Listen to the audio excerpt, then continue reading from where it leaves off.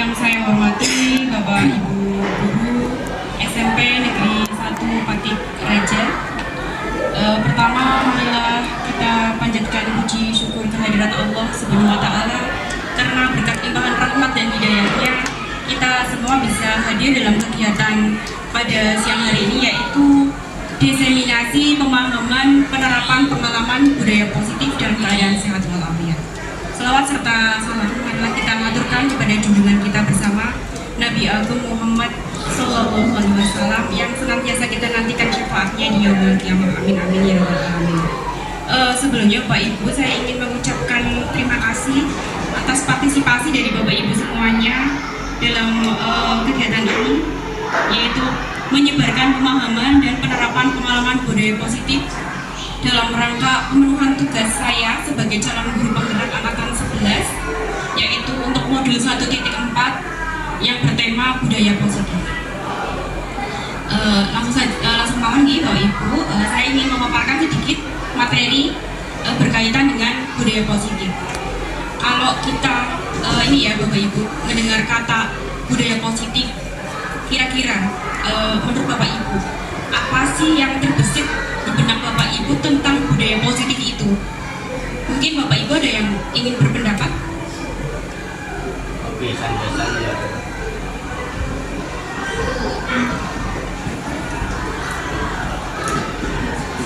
Boleh.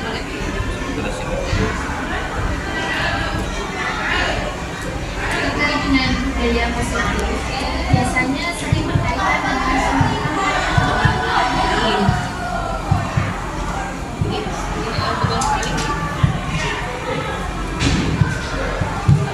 untuk budaya positif ini adalah salah satunya itu pembentukan karakter. Monggo yang lain?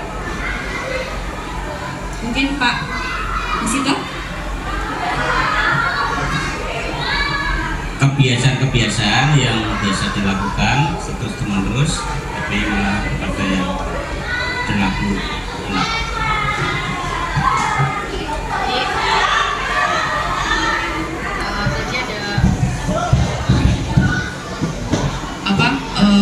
Karakter, kemudian pembiasaan yang dilakukan terus-menerus, betul sekali. Jadi pendapat dari Bu Jana dan Pak Musito sudah tepat ya tentang budaya positif ini. Lalu menurut Bapak Ibu, penting apa tidak budaya positif ini diterapkan di sekolah kita? Budaya positif itu sangat penting karena dengan adanya budaya positif, sekolah insya Allah akan jadi aman, nyaman, dan anak akan belajar juga dengan tekun, tidak mengenang-namakan. Oke, saya sepakat dengan apa yang diutarakan oleh Bu Kusmiati ini. Jadi budaya positif ini penting untuk kita terapkan, khususnya di sekolahan kita di SMP Negeri 1 Patik Raja. Kenapa nih Bapak Ibu? Karena budaya positif ini itu bisa menumbuhkan motivasi intrinsik atau motivasi dalam diri, terutama peserta didik kita, supaya peserta didik kita itu menjadi siswa-siswa yang bertanggung jawab, kemudian tadi akhlak baik dan berkarakter yang positif. Langsung saja. Cek. Langsung awal nih Bapak Ibu. Nih, berikut adalah pengertian dari budaya positif itu sendiri. Di sini merupakan perwujudan dari nilai-nilai atau keyakinan universal yang diterapkan di budaya positif ini dapat mendorong murid untuk mampu berpikir, bertindak, dan menciptakan sebagai proses memerdekakan diri sehingga murid mampu mandiri dan bertanggung jawab. Dan selanjutnya ini adalah beberapa poin dari modul 1.4 budaya positif. Ini ada beberapa konsep dalam budaya positif di sini. Yang pertama yaitu perubahan paradigma belajar, kemudian disiplin positif, lalu kebutuhan dasar manusia, lalu motivasi perilaku manusia, posisi kontrol guru, keyakinan kelak, dan yang terakhir adalah segitiga restitusi. Untuk poin yang pertama yaitu pembelajaran dengan paradigma baru.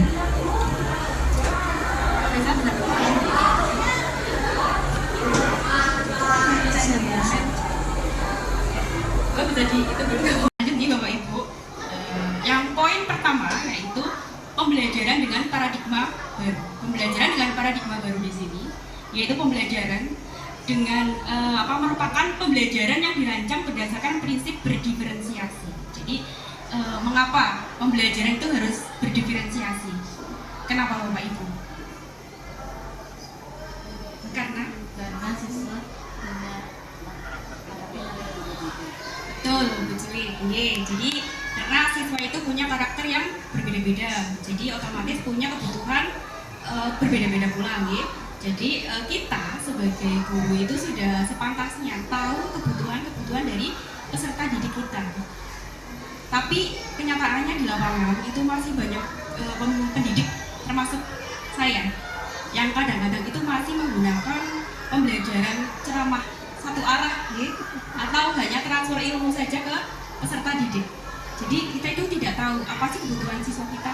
Nah, untuk mengakomodir itu kebutuhan siswa itu, ya kita itu perlu menggunakan menerapkan proses pembelajaran, prinsip pembelajaran berdiferensiasi itu dengan tujuan agar peserta didik belajar sesuai dengan kebutuhan berdasarkan tahap perkembangan sesuai psikologi modern untuk mewujudkan profil pelajar Pancasila. Kemudian untuk profil pelajar Pancasila di sini itu ada 6 nih. Bapak Ibu pastinya sudah hafal semua karena sudah sering kita nyanyikan bersama siswa nih. Yang pertama yaitu ada beriman, bertakwa kepada Tuhan Yang Maha Esa. Yang kedua yaitu berkebinekaan global, mandiri, bergotong royong, bernalar kritis dan kreatif. Nah, karena ini sudah hafal, siswa-siswa sudah hafal di luar kepala. Apakah ini berhenti begitu saja, Bapak Ibu? Tidak, nih harus diwujudkan. Siswa kita itu harus menjadi siswa yang berkarakter baik sesuai dengan profil pelajar Pancasila. Lanjut. Kemudian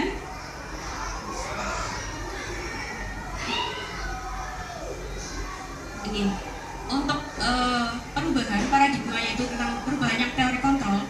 Kita itu sebelumnya kita akan membahas dulu miskonsepsi tentang teori kontrol. Miskonsepsi untuk yang pertama yaitu ilusi mengontrol murid. Jadi saya akan jelaskan di sini ilusi mengontrol murid itu bagaimana sih? Apa sih maksudnya begitu ya? Jadi kita itu terkadang menemui atau menjumpai siswa yang bandel banget, nakal banget, dan kita itu karena kita pendidik nih, otomatis kita ketika melihat siswa yang bandel, kita itu kepingin menasihati anak tersebut. Misalkan anak itu, kita pikir ada anak yang telat, lalu kita menyuruh anak itu besok jangan telat lagi ya. Nah, kita itu berpikir jika anak itu berubah pada saat itu, mungkin besoknya kita melihat oh itu udah berangkat, berarti kita sudah berhasil mengontrol siswa tersebut. Tapi nyatanya tidak begitu.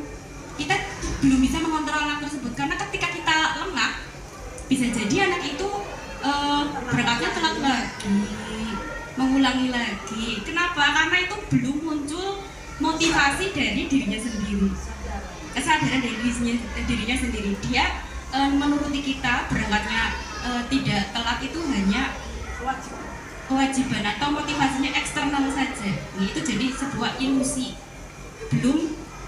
Anak itu belum muncul motivasi dari dirinya sendiri. Untuk yang kedua yaitu ilusi bahwa semua penguatan itu positif dan bermanfaat.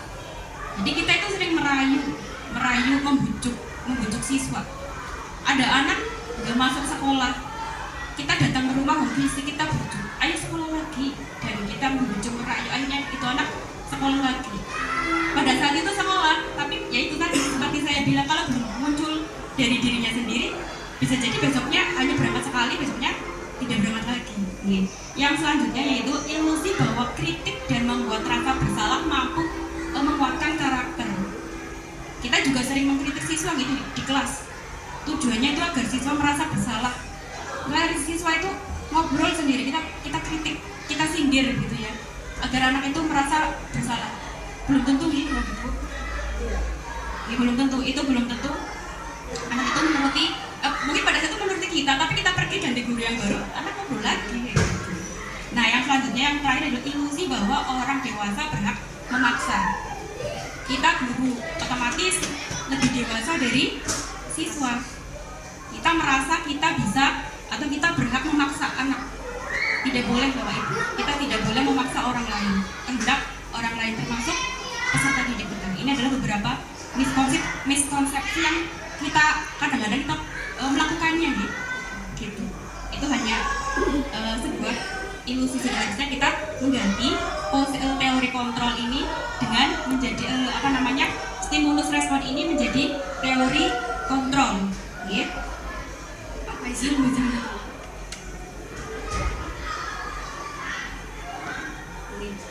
Untuk stimulus respon yang pertama di sini realitas atau berpikir realitas atau kebutuhan kita sama.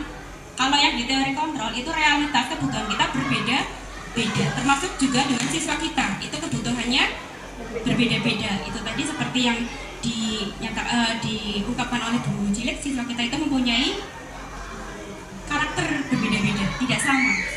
Kemudian yang kedua, semua orang melihat hal yang sama. Kemudian kalau di teori kontrol, setiap orang memiliki gambaran yang berbeda. Oke. Terus yang selanjutnya kita mencoba mengubah orang ya, agar berpandangan sama dengan kita. Tapi kalau di teori kontrol, kita berusaha memahami pandangan orang sebagai suatu kesalahan. Tapi kalau di teori kontrol, semua perilaku itu memiliki tujuan. Jadi kita itu biasanya menghakimi anak, kamu ya berangkatnya telat, atau misalnya anak itu nggak pakai sepatu hitam, kita kan biasanya langsung menghakimi anak nih, kamu kok pakai sepatu hitam begitu. Tapi kita itu tidak menanyakan kamu kenapa kenapa kamu telat begitu nih, kenapa, alasannya apa. Terus kita tidak menanyakan kepada anak itu solusinya biar besoknya itu tidak melakukan hal yang sama begitu. Nah, kemudian yang selanjutnya orang lain bisa mengontrol saya, tapi kalau di teori kontrol hanya Anda yang bisa mengontrol diri Anda. Ini hubungannya dengan motivasi intrinsik tadi. Lalu saya bisa mengontrol orang lain. Kalau di teori kontrol itu Anda tidak bisa mengontrol orang lain. Orang lain itu bertindak sesuai dengan motivasi yang ada dalam dirinya sendiri. Lalu pemaksaan ada pada saat bujukan gagal. Kalau anak dibujuk itu susah, lama-lama itu maksa. Tapi kalau di teori kontrol itu kolaborasi dan konsepsi menciptakan pilihan-pilihan baru. Jadi kalau misalnya kita tuh seringnya maksa ke siswa gitu ya, yang seharusnya kita itu mencari solusinya bersama-sama dengan siswa. Jadi nanti siswa itu mencari solusi dari masalahnya sendiri, guru itu menuntun gitu. Lalu yang terakhir adalah model berpikir menang kalah. Tapi kalau di teori kontrol itu model berpikirnya adalah menang. Nah, demikian adalah untuk yang perubahan paradigma. Selanjutnya disiplin positif. Kita sering mendengar kata disiplin ya, Pak. Kalau kita mendengar kata disiplin itu yang ada di pikiran kita itu biasanya aturan, terus hukuman atau sanksi. Kalau kita melakukan kesalahan itu ada sanksinya gitu. Dan kalau di sekolah itu biasanya terkait dengan tata tertib. Tapi di sini disiplin itu berasal dari kata disiplina. Disiplina yang artinya belajar. Ya, disiplin mengacu pada disiplin diri yang memiliki tanggung jawab terhadap apa yang dilakukannya berdasarkan nilai-nilai yang diyakini. Lalu disiplin positif merupakan salah satu cara penerapan disiplin yang bertujuan untuk menumbuhkan kesadaran serta memberdayakan peserta didik tanpa imbalan, penghargaan, ancaman, ataupun hukuman. Kita sebagai pendidik itu tujuan kita adalah menciptakan peserta didik yang memiliki disiplin diri sehingga mereka berperilaku mengacu kepada nilai-nilai kebajikan universal dan memiliki motivasi intrinsik dalam perubahan perilaku ke arah yang lebih baik. Di sini ada nilai-nilai kebajikan. Nilai-nilai kebajikan itu apa ya? Pokoknya kan sesuatu yang baik-baiknya lah, Pak ya. Yang baik-baiknya itu adalah nilai kebajikan. Di sini ada sebenarnya nilai-nilai kebajikan di sini itu ada banyak sekali. tapi saya ambil 3 saja di sini yang sering muncul di sekolahan dan di sekolah, dan ini adalah sering kita pakai pada saat kita membuat keyakinan kelas gitu. Di sini nilai-nilai kebajikan adalah nilai yang disepakati bersama lepas dari suku bangsa, agama, bahasa maupun latar belakang. Di sini saya ambil 3. Yang pertama itu profil pelajar Pancasila. Yang kedua dari primary years program, dari organisasi primary years program tentang sikap murid. Dan yang terakhir yaitu dari organisasi keterampilan hidup atau life skill. Untuk profil pelajar Pancasila itu beriman kepada Tuhan Yang Maha Esa, kemudian beriman, bertakwa kepada Tuhan Yang Maha Esa dan berakhlak mulia, mandiri, bernalar kritis, berkebinekaan global, bergotong royong dan kreatif. Kemudian untuk yang dari primary years program, di sini ada toleransi, rasa hormat, integritas, mandiri, menghargai, antusias, empati, keingintahuan, kreativitas, kerjasama, percaya diri dan komitmen. Kemudian yang terakhir, yang dari life skill itu di sini ada dapat dipercaya, lurus hati, pendengar yang aktif, tidak merendahkan orang lain, memberikan yang terbaik dari diri. Nilai-nilai kebijakan ini bisa kita ambil pada saat kita membuat keyakinan kelas kepada peserta didik kita. Yang poin yang ketiga di sini adalah kebutuhan dasar manusia. Kebutuhan dasar manusia itu banyak itu, termasuk kita juga mempunyai kebutuhan dasar. Kalau orang tidak bisa memenuhi kebutuhan dasarnya, itu terkadang melakukan hal-hal yang buruk untuk memenuhi kebutuhan dasarnya. Walaupun tidak semua, ada beberapa. Dan kebutuhan dasar manusia di sini adalah merupakan sesuatu yang kita lakukan untuk mendapatkan apa yang kita inginkan. Seluruh tindakan yang kita lakukan memiliki tujuan serta usaha terbaik yang kita lakukan agar kebutuhan dasar kita terpenuhi dengan baik. Ada 5 kebutuhan dasar manusia. Yang pertama itu bertahan hidup. Di sini kita perlu makan, pakaian, tempat tinggal, keamanan dan kesehatan. Yang selanjutnya kasih sayang dan rasa diterima. Di sini ada dipedulikan, berbagi, kerjasama, dan menjadi bagian dalam kelompok. Ini sering kita terapkan di peserta didik kita, karena kita tahu peserta didik kita itu juga membutuhkan rasa kasih sayang dan rasa diterima. Selanjutnya penghargaan, yaitu di sini ada harga diri, keinginan untuk dianggap, memimpin, berprestasi dan didengar. Lalu kebebasan di sini ada mandiri, memilih pilihan, mencoba hal baru dan mampu mengendalikan arah dirinya. Dan yang terakhir kesenangan. Ternyata kesenangan itu juga kebutuhan dasar manusia nih, Bu. Jadi itu kalau misalnya kita mengajar itu jangan yang lurus-lurus saja loh. Perlu kadang-kadang itu perlu humor gitu, karena siswa kita juga belajar di kelas berjam-jam itu sih bosan. Kita itu guru aja itu bosan nih. Jadi sekali-kali itu hiburan nggak apa-apa. Pakai game atau humor atau apa begitu itu diperbolehkan. Karena kalau gurunya senang juga muridnya senang, gurunya juga ikut senang. Ini adalah 5 kebutuhan dasar manusia. Kemudian untuk poin yang keempat adalah motivasi perilaku manusia. Tadi di awal saya sudah memberitahukan ya, jika motivasi itu ada 2, yaitu apa dan apa Bapak Ibu? Motivasi internal, intrinsik dan eksternal. Ya, jadi ada motivasi dari diri sendiri dan motivasi dari luar. Coba kita lihat untuk yang pertama. Untuk menghindari ketidaknyamanan atau hukuman, itu kira-kira motivasinya eksternal atau internal, Bapak Ibu? Menghindari hukuman. Untuk menghindari ketidaknyamanan atau hukuman, itu motivasinya adalah eksternal. Orang itu begini, anak itu menuruti apa yang kita perintahkan itu hanya untuk menghindari hukuman, karena takut dimarahi. Jadi itu motivasinya masih eksternal. Lalu yang kedua, untuk mendapatkan imbalan atau penghargaan dari orang lain, ini juga eksternal, karena mungkin siswa itu saya mau jawab, tapi kalau dikasih hadiah ya, saya mau ranking 1, tapi mau dikasih hadiah gitu. ini sering kita lakukan ya, tapi sebenarnya ini adalah menciptakan anak-anak itu menjadi motivasinya itu bukan motivasi di dirinya sendiri, bukan keinginan dari dirinya. Lalu yang baiknya itu yang seperti apa? Yaitu yang baiknya adalah motivasi yang muncul dari diri sendiri, itu untuk menjadi orang yang mereka inginkan dan menghargai diri sendiri dengan nilai-nilai yang mereka percaya. Ini adalah motivasi perilaku manusia. Di dalam motivasi perilaku manusia itu ada 3 istilah di sini. Yang pertama hukuman, konsekuensi, dan yang terakhir adalah restitusi. Untuk yang hukuman dan konsekuensi kita tidak asing nih, sering nih. Kita sudah sering mendengar kata hukuman dan konsekuensi. Tapi kalau restitusi ini merupakan hal yang baru. Saya pun baru tahu, sebelumnya saya belum tahu apa sih restitusi. Saya baru tahu itu sekarang setelah mengikuti kegiatan calon guru penggerak. Ya. Nah, yang pertama hukuman. Hukuman itu apa saja di sini? Hukuman itu biasanya sifatnya itu tidak terencana. Kita nggak berencana. Misalnya kita lagi piket, kita lihat anak kok nggak pakai dasi atau tidak pakai hasduk.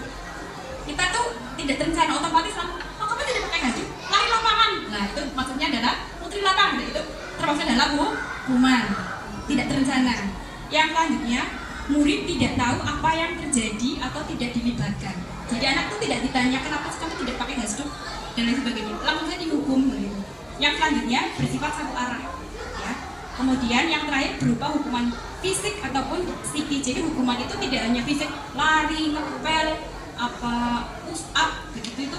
Nah, omongan guru yang menyakitkan juga itu termasuk hukuman. Kadang-kadang kita tidak disadari suka ngomong yang menyakitkan hati siswa. Dan perlu Bapak Ibu tahu ternyata kalau kita ngomong menyakitkan semua anak itu kadang-kadang diingat terus gitu.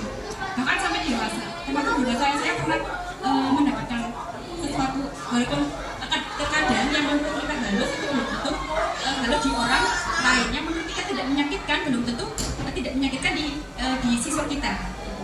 Yang selanjutnya konsekuensi. Konsekuensi itu hampir mirip-mirip dengan hukuman, tapi tidak sekejam hukuman. Hukumannya kejam.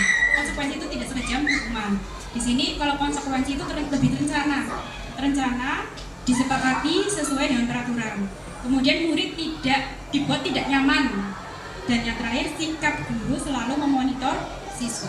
Kemudian untuk yang terakhir restitusi. Restitusi di sini jadi anak itu dilibatkan. Kita tidak semata-mata menghukum anak.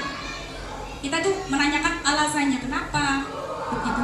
Lalu kita bersama-sama dengan siswa mencari solusi dari permasalahan si anak tersebut. Jadi anak itu dilibatkan untuk mencari solusi dari masalahnya sendiri, bertujuan agar muncul motivasi dari dirinya. Jadi berubahnya itu tidak kondisional, pada saat itu berubah, besok lupa gitu ya. Jadi di sini restitusi itu agar si anak itu muncul motivasi intrinsiknya, motivasi dari dirinya sendiri. Lalu lanjut ya. Nah, ini adalah posisi kontrol guru. Kira-kira Bapak Ibu guru itu ada di posisi mana ini? Di mana? Pemantau ya Bapak Isal ya. Kalau ya Bu Ipa di mana ini? Teman. Kalau Pak Aji? Penghukum. Penghukum. Ini Pak Mus itu? Penghukum. Kalau Bu Kusmi? Itu yang kecil. Yang gede. Yang gede mana? Pemantau nih. Kalau saya jujur saja nih, ya kadang-kadang penghukum. Pembuat merasa bersalah ya pernah. Teman juga sering begitu nih. Pemantau sering gitu. Kalau manajer yang jarang tapi saya usahakan kedepannya ingin jadi seorang manajer. Jadi manajer itu nggak cuma ada di perusahaan atau di toko besar gitu ya, di sekolah juga ada manajer gitu ya. Jadi manajer di sini adalah itu tadi hubungannya dengan restitusi gitu. Jadi kita itu menanyakan anak alasannya melakukan kesalahan itu bagaimana, kenapa, lalu menghubungannya dengan keyakinan kelas, lalu kita mencari solusinya bersama dengan siswa gitu. Itu adalah posisi kontrol guru. Selanjutnya di sini ada contoh kasus nih. Di sini kasusnya itu siswa tidak memakai atribut lengkap saat upacara bendera. Nah, di sini yang pertama yaitu hormat pada bendera selama 1 jam. Mungkin kata-kata seperti hormat pada bendera selama 1 jam gitu ya. Itu di sini posisi kontrol guru adalah penghukum. Kemudian untuk yang kedua di sini ada ungkapan seperti ini. Berapa kali ibu harus memberitahu kamu? Kamu selalu saja mengecewakan ibu. Nah, ini adalah pembuat rasa bersalah. Lalu di sini ada contoh lagi. Ayo dong kita ikuti aturan sekolah. Tolong bantu ibu ya sekali ini. Ya sudah, tidak apa-apa, lain kali jangan sampai berbuat seperti ini lagi ya. Itu lebih ke teman, lebih santai. Tapi ya kadang-kadang kita menganggap teman ya jadi anak itu menyepelekan kita gitu ya. Lanjut untuk ungkapan yang selanjutnya yaitu mungkin boleh dibacakan oleh Pak Musito.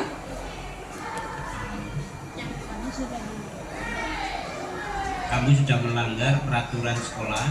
Kamu tahu konsekuensinya. Setelah upacara kamu beli atributnya ke koperasi dan jangan diulang lagi. Itu adalah posisi guru sebagai pemantau. Oke, lanjut.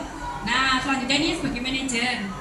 Di sini kita bisa menggunakan ungkapan ini. Apakah kamu tahu kesalahanmu? Kira-kira bagaimana kamu memperbaiki kesalahanmu? Begitu kan? Jadi kita tidak semata-mata menghukum, tapi kita tanyakan alasannya dan mencarikan solusinya. Gitu. Ini adalah contoh penerapan 5 posisi kontrol. Selanjutnya saya ada ini ya, ada pertanyaan. Lalu apa rencanamu untuk menyelesaikan masalah ini? Sebagai manajer ya. Lanjut. Ayo lo lakukan demi ibu. Teman. Betul. Selanjutnya, kamu tidak akan mendapatkan nilai jika tidak mengerjakan tugas. Pemantau gitu. Pemantau. Terus selanjutnya adalah keyakinan kelas. Nah, ibu pernah mendengar keyakinan kelas? Kalau kesepakatan kelas? Sering. Nah, saya juga tadinya itu tidak tahu keyakinan kelas sama kesepakatan kelas itu bedanya di apa ya begitu ya. Ternyata kesepakatan kelas itu lebih ke peraturan kelas. Peraturan itu bisa jadi sekolah yang buat atau guru yang buat. Tapi kalau keyakinan kelas ini guru dan siswa ya. Nah, kalau peraturan kelas, kalau zaman kita sekolah dulu itu kita tahunya peraturan kelas nggak ada. Keyakinan kelas itu tidak ada gitu. Adanya tuh peraturan, pokoknya peraturan kelas begitu atau peraturan sekolah begitu ya. Jadi kalau peraturan kelas itu lebih ke motivasinya itu eksternal karena bisa jadi itu guru yang membuat, tinggal dipasang siswa membaca gitu ya. Tapi kalau keyakinan kelas ini itu adalah betul-betul siswa yang memberikan ini ide untuk memberikan masukan untuk peraturan kelas yang akan disepakati, kemudian menyepakatinya ketika peraturan kelas sudah diusulkan lalu disepakati bersama untuk menjadi sebuah keyakinan untuk mereka lakukan, untuk mereka kerjakan dengan tanggung jawab. Lalu untuk pembentukan keyakinan kelas, yang pertama yaitu bersifat abstrak, yang kedua berupa pernyataan universal, umum, istilahnya itu umum, kemudian dibuat dalam pernyataan positif. Kita itu sering, Bapak Ibu pernah nggak menjumpai kayak gini, tidak boleh membuang sampah sembarangan. Nah, selain itu ada apa lagi? Dendanya 2.000. Terus kalau di itu ada kalimat apa lagi, Bu, Bapak? Yang itu peraturan kelas itu ada apa lagi? Tidak boleh terlambat datang. Nah, ternyata tidak boleh terlambat datang. Terus tidak boleh membuang sampah sembarangan itu kalimatnya masih negatif. Dan kalau di keyakinan kelas itu kalimatnya harus bentuk kalimat positif. Misalnya kalau tidak boleh membuang sampah sembarangan, berarti itu bisa diganti dengan ya, atau bisa menjaga kebersihan gitu. Kalau tidak boleh datang terlambat kita kan tidak itu masih negatif. Kalau kita berubah jadi kalimat positif itu seperti datang tepat waktu. Jadi kalau di keyakinan kelas itu jangan pakai kata negatif, harus dirubah menjadi kata positif dan harus mengandung nilai-nilai kebajikan. Tadi yang ada kebajikan boleh dari apa ya? Tadi ada 3 ya, ada dari belajar profil pelajar Pancasila, dan ada dari life skill, dan masih banyak lagi. Lalu sedikit saja, jangan banyak-banyak. Kenapa sedikit? Biar mudah diingat oleh siswa. Karena tujuannya apa? Anak itu harus sudah ingat ketika dia melakukan kesalahan. Kan kita tanya, kira-kira keyakinan kelas apa yang sudah kamu langgar begitu. Nah, kemudian sesuai dengan kondisi kelas dan sekolah sehingga mudah diterapkan. Kita juga menerapkan keyakinan kelas kan harus disesuaikan dengan kondisi anak-anak kita. Lanjut, yang selanjutnya yaitu semua warga sekolah atau warga kelas dilibatkan saat membuat keyakinan kelas. Ini adalah pembentukan keyakinan kelas. Lalu saya juga akan memutarkan proses pembentukan keyakinan kelas dalam sebuah video. Assalamualaikum warahmatullahi wabarakatuh. Waalaikumsalam warahmatullahi wabarakatuh. Oke, good morning class. Morning. How are you all today? I'm fine, thank you. Thank you. Okay, I'm going to thank condition today. Oke, hari ini ya kelas kita kelas 8.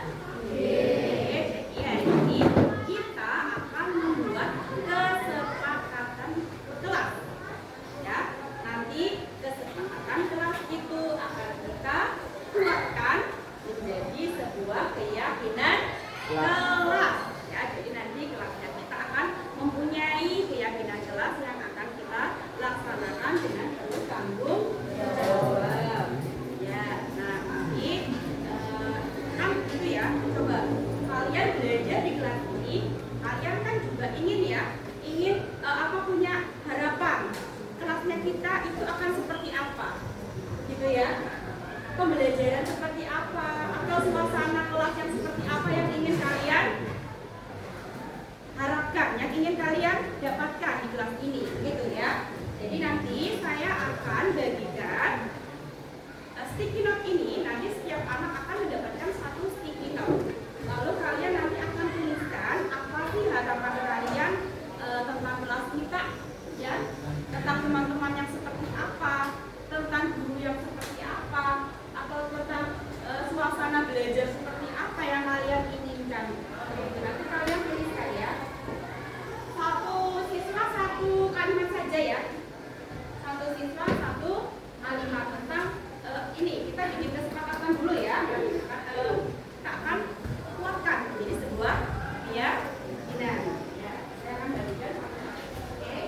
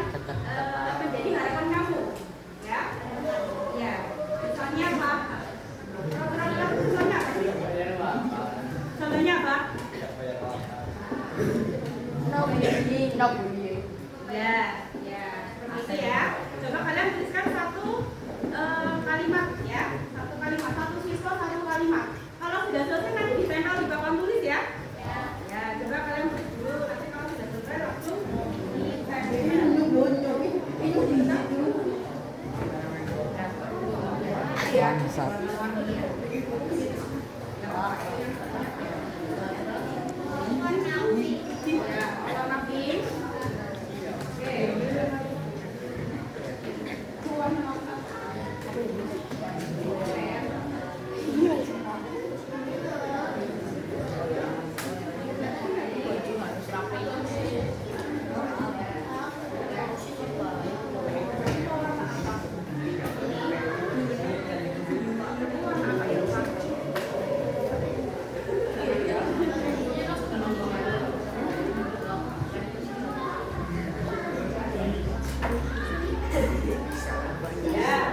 Kalian tulis dulu ya. Kalau sudah, nanti kalian tempel di papan tulis. Ya. Mati dulu nggak apa-apa.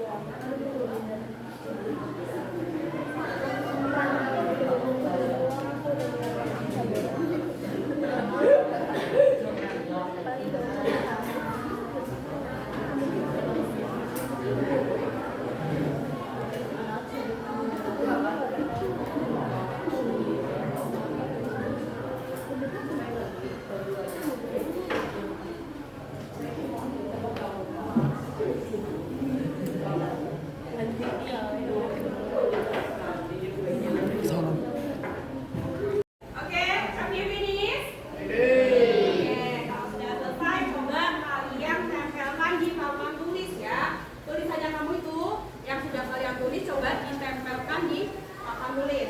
Oke, coba yuk, sekarang boleh. Kalian tempelkan ya.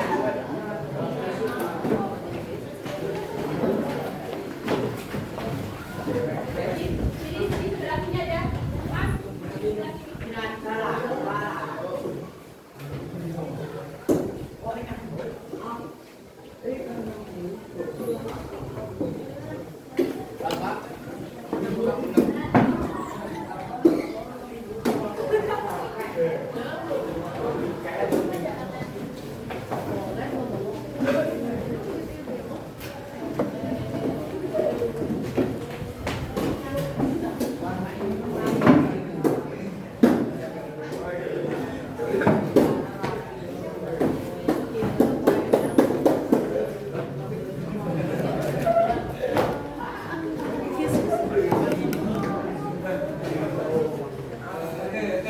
sudah semua? Itu C, itu ada yang berapa C? Ya.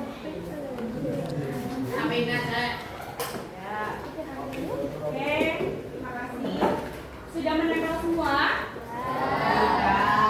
Sekarang coba kita baca ya. Oke, ini ada beberapa yang sama. Nanti kita akan kelompokkan ya. Kita akan kelompokkan. Misalkan ini nggak boleh terlambat. Ini bullying sama ya. Bullying. Terus tidak boleh berisik. Ya, ini sama. Ini PR. Ini bullying. Ini.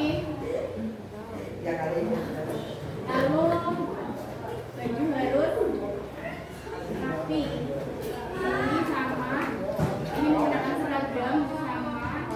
Tidak mengejek itu maksudnya bullying. Ya, lalu ini bullying. Bullying.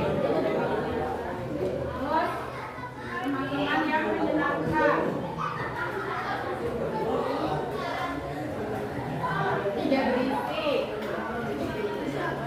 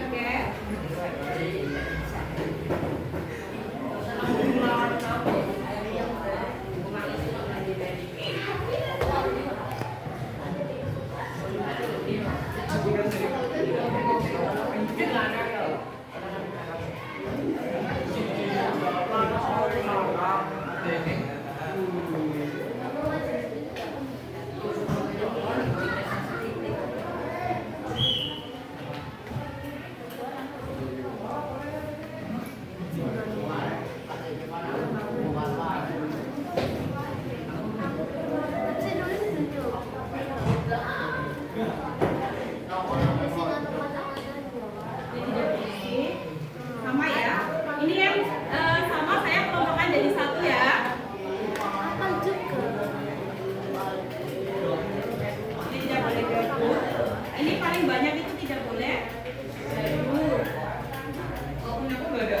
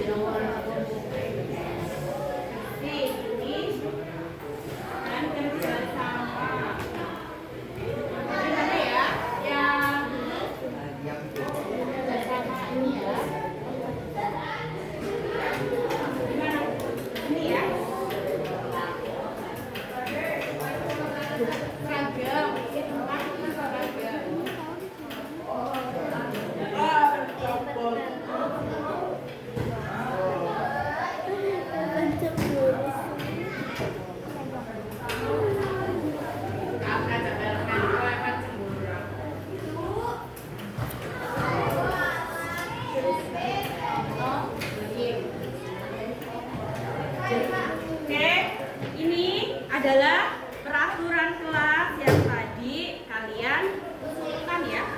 Setiap anak itu mempunyai harapan yang berbeda tentang kelas kita. Kita sebut saja ini sebagai peraturan kelas ya.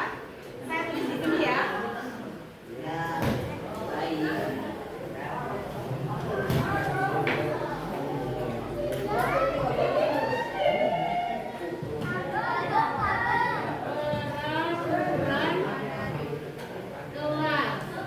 Nah, dari banyaknya peraturan kelas di sini itu ada beberapa yang sama, ya.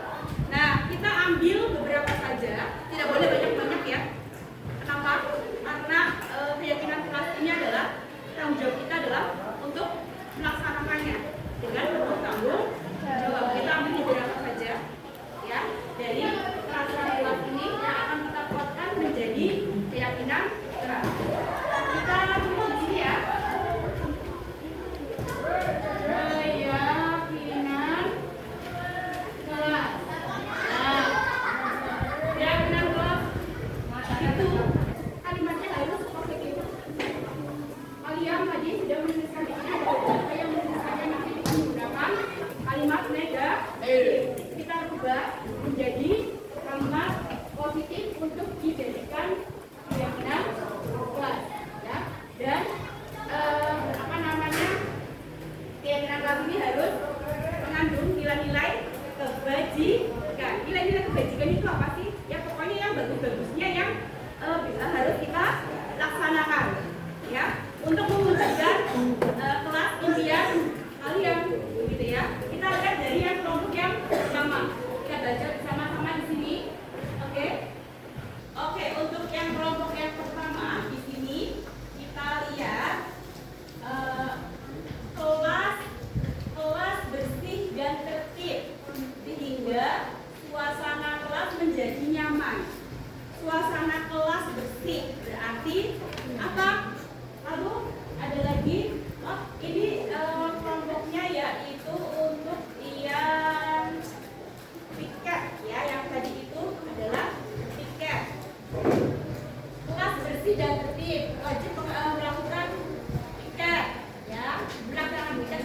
rapat, baik dan teratur. Sekarang saya tanya, tiket itu tujuannya buat apa sih? Ya, jadi bagaimana kalau kalimat itu kita rubah menjadi menjaga apa? Kebersihan. Ya, menjaga kebersihan. Jadi untuk keyakinan kelas yang pertama adalah di sini apa? Menjaga kebersihan. Untuk kelompok yang sudah, ya, bagaimana? Oh ya, untuk yang kelompok yang kedua di sini adalah tidak mengganggu teman saat sedang pelajaran. Tidak, no bullying. Nah, ini artinya apa? Kita itu harus apa? Menghargai siapa? Ya, menghargai, saling menghargai dan menghormati. Ya, tidak boleh mengganggu teman saat kegiatan pembelajaran. Ya. Yang kedua ya, saling menghargai dan apa? Menghormati. Good. Untuk kelompok yang selanjutnya di sini adalah tidak boleh terlambat. Tidak boleh. Ada kata tidak itu berarti masih ini ya, masih kalimat negatif. Coba tidak boleh terlambat itu bisa diganti dengan kalimat apa? Harus tepat waktu. Ya, tepat waktu. Terus yang lain adalah disiplin. Yang ketiga adalah disiplin. Terus yang selanjutnya di sini ada ini apa namanya, tidak harus mengerjakan PR. Ya, sama ini ya. Kita tidak boleh apa ya, tidak mengerjakan PR. Masih ada kata tidaknya ya. Berarti apa? Kita rubah dengan apa? Harus Ya, mengerjakan tugas ya, tepat. Mengerjakan dan mengumpulkan tugas tepat waktu.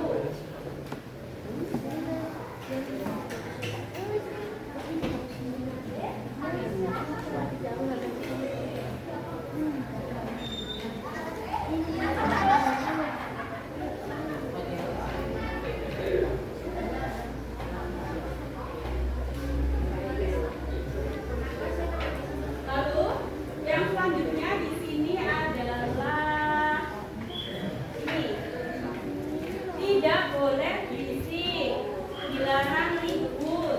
Ini tidak boleh berisik. Kalau dirubah jadi kalimat positif itu jadi apa? Jadi apa coba? Coba kalian kasih masukan coba, kalau tidak boleh berisik itu dirubah jadi kalimat positif itu jadinya apa? Tertib, ya, tertib dalam apa? Tertib mengikuti ya.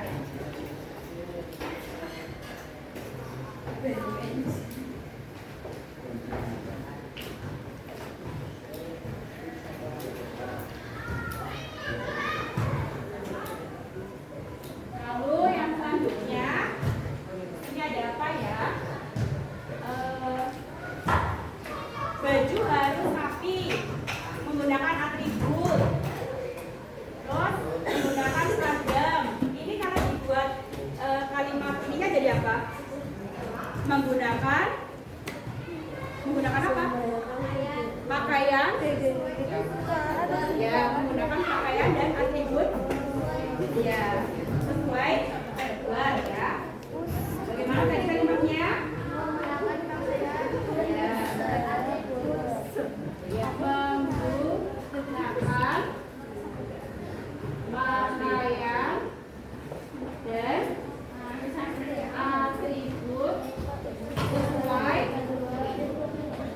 sesuai jadwal. Lalu di sini ada apa lagi ya?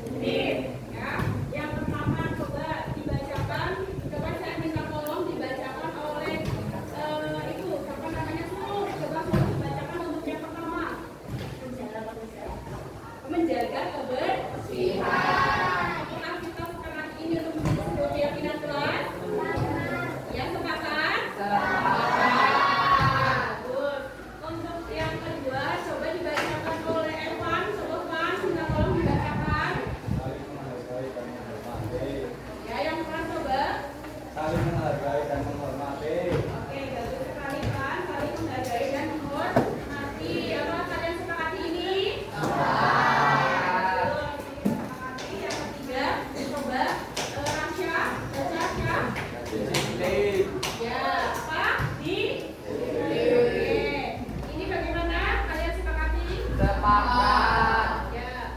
Lalu untuk yang keempat coba Kenzi, kita tolong. Kenzi. Mengerjakan dan mengumpulkan tugas tepat waktu. Ya, apakah kalian sepakat? Sepakat. Oke, jadi kalau kita sudah sepakati ini, nanti besok itu tidak boleh ada yang tidak mengerjakan PR atau tidak mengumpulkan tugas. Ya. Lalu yang kelima, coba dibacakan Irfa, coba Pak. Oke, tertib mengikuti pembelajaran. Yang keenam, coba dibacakan. Oke, siapa yang akan membacakan nomor 6 coba? Oke, boleh. Oke, bagus Alin. Ya, selanjutnya yang terakhir. Bersama-sama coba. Gotong royong di sini itu bukan hanya yang berhubungan dengan kebersihan saja ya. Bergotong royong itu dalam segala hal. Apalagi kalian satu kelas harus kompak ya. Bergotong royong itu bisa diartikan juga bekerja sama, berkolaborasi ya. Kalian itu misalkan berkolaborasi dalam satu kelompok itu ya. Nah, di sini sudah ada 7 yang kita sepakati aturannya untuk menjadi sebuah keyakinan kelas ya. Kalau sudah sepakat ya, saya minta tolong. Oh ya, saya tanya satu kali lagi, apakah kalian sepakat? Kalau sudah sepakat, saya minta tolong ketua kelas untuk tanda tangan di bawah keyakinan kelas ini. Coba minta tolong. Ayo Mbak Ali. Sekian ya.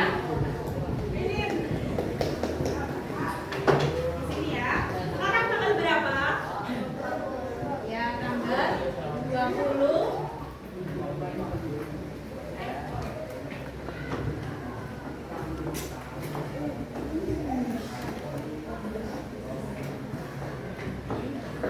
Oke, ketua kelas, tanda tangan. Ya, di sini ya.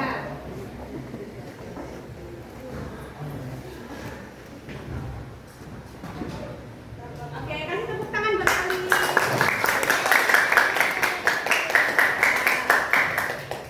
Jadi Ali mewakili kalian ya untuk membuat kesepakatan ini jadi sebuah keyakinan. Jadi kita akan buat dalam bentuk yang lebih bagus dan kita akan tempel di sini biar setiap hari kalian bisa baca ya, dan ingat keyakinan kelas yang sudah kita sepakati. Jadi nanti kalau kalian melakukan suatu kesalahan, saya akan menanyakan keyakinan kelas apa yang sudah kamu langgar, seperti itu ya. Paham sampai sini? Oke, keyakinan kelas sudah jadi. Nanti kita akan membuatnya jadi lebih bagus dan kita akan tempel di depan, di papan pengumuman depan. Oke, terima kasih ya. Ya, wassalamualaikum warahmatullahi wabarakatuh.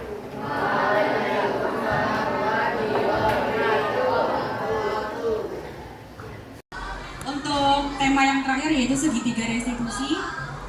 Di sini segitiga restitusi adalah suatu proses dialog yang dijalankan guru dan orang tua atau siswa agar dapat menghasilkan murid yang mandiri dan bertanggung jawab.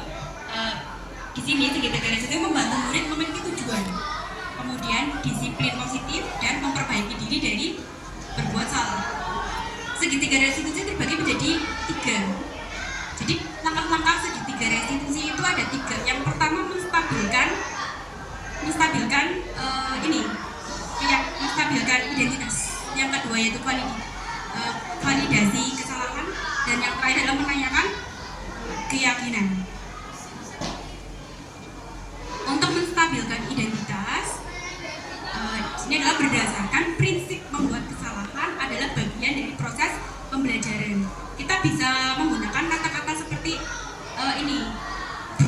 berbuat salah itu wajar gitu. Nah, tidak ada manusia yang sempurna. Lalu ibu juga pernah melakukan itu tuh ya.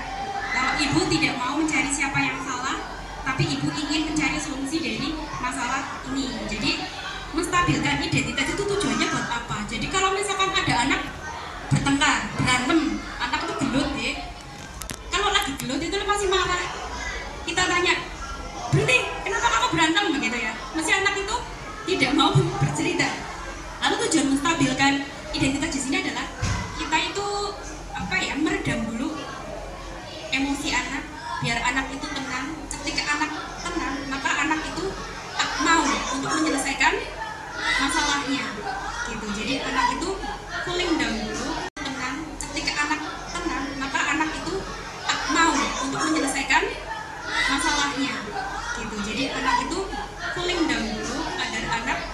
bisa berpikir jernih. Kita saja orang tua kalau lagi marah kan tidak berpikiran jernih. Bapak Ibu beras sih, nggak tahu yang terbaik yang mana begitu. Jadi di sini adalah tujuan dari menstabilkan identitas. Selanjutnya yaitu validasi tindakan yang salah. Di sini bisa pakai kalimat-kalimat kamu pasti punya alasan mengapa melakukan hal itu. Jadi anak itu menanyakan alasannya, kemudian padahal kamu bisa melakukan yang lebih buruk dari hal ini, tapi kamu tidak melakukannya. Atau kamu patut bangga karena telah melindungi sesuatu yang penting buatmu. Atau yang lain adalah kamu melakukannya karena mempertahankan sesuatu yang penting bagimu, begitu ya. Jadi ini adalah validasi tindakan yang salah. Untuk yang terakhir yaitu menanyakan keyakinan. Itu tadi hubungannya dengan keyakinan kelas tadi, itu tujuannya agar ketika anak berbuat salah kita bisa menanyakan kepada anak kira-kira keyakinan kelas apa yang sudah kamu langgar gitu ya. Di sini bisa menanyakan apa keyakinan kelas kita, atau misalkan nilai-nilai apa yang telah disepakati bersama, atau seperti apa gambaran sebuah kelas ideal menurut kamu, atau yang lain kamu ingin menjadi orang yang seperti apa begitu. Ketika anak ini kita mencarikan menuntun anak agar anak itu bisa menyelesaikan masalahnya, mencari solusi dari masalahnya sendiri begitu. Ini adalah segitiga restitusi. Di sini saya mencoba mempraktekkan diri saya sebagai seorang manajer kepada siswa.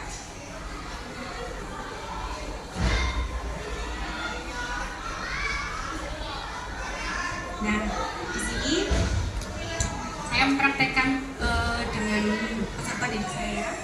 Oke, Ibu dengar dari ketua kelas, katanya kamu sering tidak piket dan kamu sering sekali melakukan hal itu. Betul? Iya, Bu. Ya, sudah berapa kali kamu tidak piket? 4 kali, Bu. Sudah 4 kali. Tidak piket itu suatu kesalahan atau bukan? Iya, Bu. Iya, jadi kamu menjadi kalau kamu itu salah ya. Iya. Iya. C, membuat kesalahan itu wajar ya, dan semua orang itu namanya pernah berbuat salah, ya itu manusiawi. Yang terpenting kamu mau mengakuinya dan kamu akan merubahnya ke depannya untuk berubah menjadi lebih baik lagi. Setuju? Sekarang kita cari solusinya ya. Ya, Bu. Ya, kamu sering tidak piket pasti ada alasannya. Coba sekarang kamu ceritakan pada Ibu kenapa kamu sering tidak piket. Sebenarnya kalau pagi saya piket, Bu, tapi siang memang saya tidak piket karena biasanya ibu dan jemput, dan saya tidak mau ibu saya lebih lama di luar. Ya, ibu kamu nunggu lama di luar. Ya, kamu tahu keyakinan atau kesepakatan kelas apa yang sudah kita sepakati di kelas? Tahu, Bu. Tahu ya. Kalau tidak tiket itu melanggar kesepakatan kelas tidak? Iya, Bu. Iya. Menurut kamu, C, keyakinan kelas apa yang sudah kamu langgar? Menjaga kebersihan kelas, Bu. Betul, itu kamu tahu menjaga kebersihan. Kebersihan kelas itu penting tidak buat kamu dan teman-teman sekelas kamu? Penting, Bu, karena kalau kelasnya bersih kita jadi nyaman belajar di dalam kelas. Betul sekali ya. Kalau kelasnya bersih ya, itu banyak sekali manfaatnya ya. Selain terlihat rapi dan indah, juga kalian juga jadi belajarnya itu lebih nyaman di dalam kelas. Ya, Bu, saya menyesal saya tidak piket. Maaf ya, Bu, saya tidak piket. Iya, C, tidak apa-apa. Sikap baik sudah kamu tunjukkan dengan meminta maaf ya. Sekarang apa yang akan kamu lakukan agar kamu ke depannya itu lebih bisa konsisten lagi dalam menjalankan tugas piket kamu? Saya akan bilang ke ibu untuk menunggu sebentar sampai tugas piket saya selesai. Iya, baik sekali. Kamu sudah menemukan solusinya sendiri. Dan nanti pun ibu akan bekerja sama orang tuanya kamu ya, sama ibu kamu, terutama karena yang sering disebutkan ibu kamu ya, agar kamu bisa menjalankan tugas piket terlebih dahulu sebelum ibu kamu jemput. Itu ya, sekarang kamu boleh mulai ke kelas ya. Terima kasih, Bu. Demikian pemaparan singkat dari saya nih Bapak Ibu. Mohon maaf apabila ada kekurangan. Terima kasih atas partisipasi aktif dari Bapak Ibu semua. Baiklah, marilah kita tutup kegiatan kegiatan ini dengan membaca Al-Quran bersama. Alhamdulillah. Assalamualaikum warahmatullahi wabarakatuh.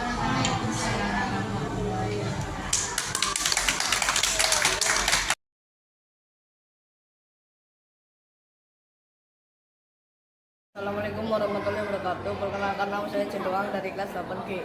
Assalamualaikum warahmatullahi wabarakatuh. Perkenalkan, nama saya Sri Saknianta dari kelas 8G. Assalamualaikum warahmatullahi wabarakatuh. Nama saya Mesya Alina Kulina dari kelas 8G. Assalamualaikum warahmatullahi wabarakatuh. Perkenalkan, nama saya Baby Aura Maharani dari kelas 8G. Assalamualaikum warahmatullahi wabarakatuh. Perkenalkan, nama saya Irfa Fatika Nurrahma dari kelas 8G.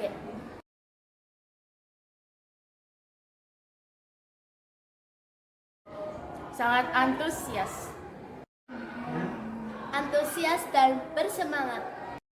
Sangat senang sekali. Sangat bersemangat. Senang sekali.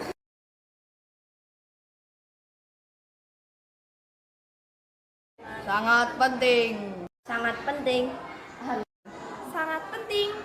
Sangat penting. Sangat penting.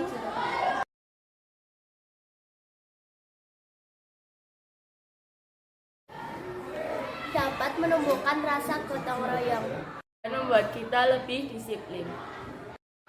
Dapat membuat kita lebih menghargai orang lain. Karena dapat lebih disiplin. Karena dapat menumbuhkan rasa tanggung jawab.